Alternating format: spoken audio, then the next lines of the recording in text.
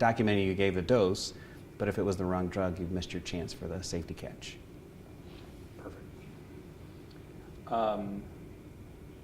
So the next question is, what is antimicrobial stewardship and why is it important? So we know that there's a lot of resistant organisms that are in our hospitals and in our communities today. And one of the most common reasons for that is our overuse of antibiotics. So several years ago, and actually for many years, antimicrobial stewardship has been an issue. But over the past, I guess, 6 or 7 years, the federal government as well as lots of other organizations have pushed it much harder as a need. And part of that is because what we're seeing is more and more resistant organisms to the point where there are actually bacteria that if you're infected with them, we can't treat you because we don't have an antibiotic that's effective.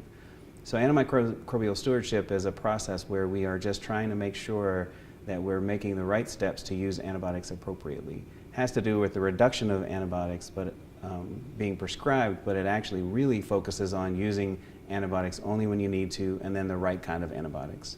So if you think about those drugs, some are very focused and affect certain bacteria, and some are very broad spectrum, so they go across a lot of different bacteria.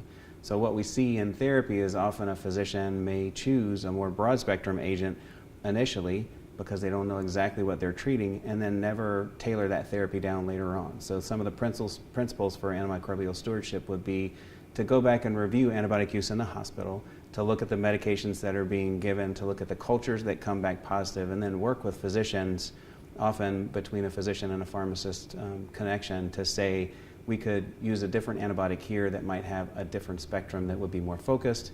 We may not need antibiotics in this case. We may be able to cut from 2 antibiotics to 1 antibiotic, and that allows you to decrease the total amount of antibiotics being used. And that's important not just for the general bacteria in that hospital and the resistance patterns, but also for significant adverse effects that come about from antibiotics. Clostridium difficile is a bacteria that is present in all of us, but usually doesn't cause a problem.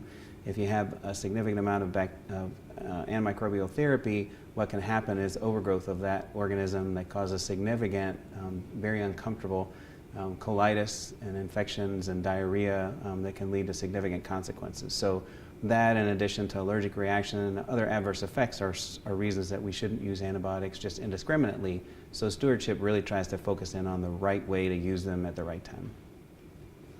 That's awesome. Can I ask you